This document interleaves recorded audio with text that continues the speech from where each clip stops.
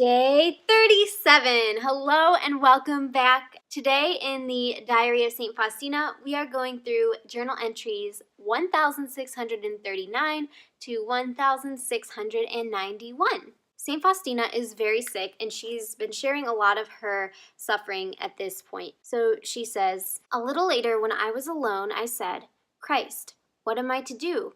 Am I to ask you for health or death?' I had no clear command, so I knelt down and said, 'May your holy will be done in my regard. Do with me, Jesus, as you please.'" As usual, St. Faustina's reflections bring about so many great points.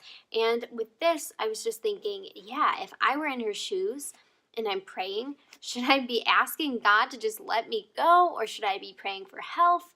What do I pray for in this moment? But I think that's the trap of being human.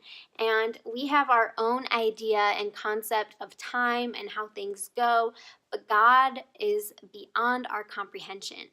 And so, with that, I think that that's why He gives us the Our Father, the Lord's Prayer, to remind us, "Thy will be done." It's all about His will. And I've talked about it on my channel before, but following His will isn't so much like searching around for this specific path that He has hidden from us. But when we follow the commands that He gives us in Scripture, and to take that and knowledge that we have to glorify Him through our lives, that's when we'll end up following His will. But I think often we limit our thinking.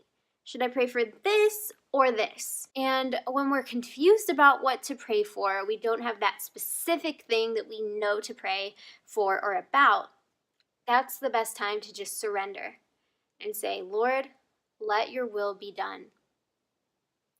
Do with me what you will. I'm here. I'm open." Even though that sounds really great, I think when we really break that down, it can be a scary prayer to say. Do with me what you will. That's scary. So sometimes when I'm having those times where I want to surrender completely to His will, but I'm a little bit intimidated by that because sometimes the things that He may pick may not be what I would have chosen. So in those moments, I also pray additionally for peace, for confidence in Him, for greater trust in Him. And I just try to pour out my soul in my prayer, like, Lord, I want to surrender to you. I want to be totally open to you, but sometimes it's scary. Or, you know what? Sometimes my selfishness gets in the way. Sometimes I want to be comfortable and I want to be free from pain. And that is a hindrance to me fully being open to your will. I would love to have this complete surrender and be like these people you read about in these books who are totally trusting and so aware. But we have to focus on our walk with Christ and our path. St. Faustina later writes, "The Lord acts toward me in a mysterious manner. There are times when He Himself allows terrible sufferings. And then again, there are times where He does not let me suffer and removes everything that might afflict my soul. These are His ways, unfathomable and incomprehensible to us. It is for us to submit ourselves completely to His holy will." A great reminder how all of this is a mystery. There are some things that we just simply do not know. And it's so true. Sometimes we need to endure these sufferings. Sometimes they're completely removed. And while we always want the sufferings to be completely removed, His ways are not our ways, and it just doesn't always work like that. And so for me, what I try to do is just pray about that. Pray about that uneasiness I feel. Ask God for acceptance in that. Help me better accept my pain, stuff like that. So yeah, I mean, we are called to glorify Him even during our suffering.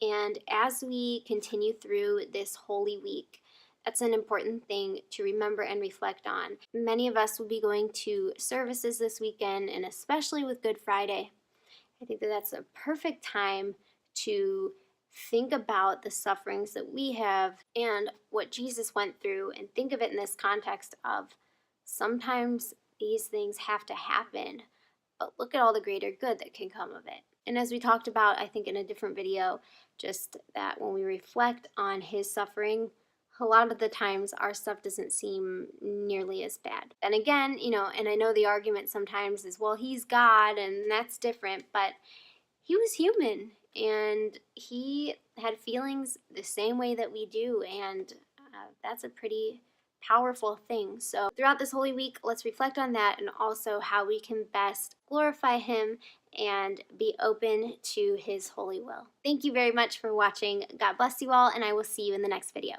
Bye!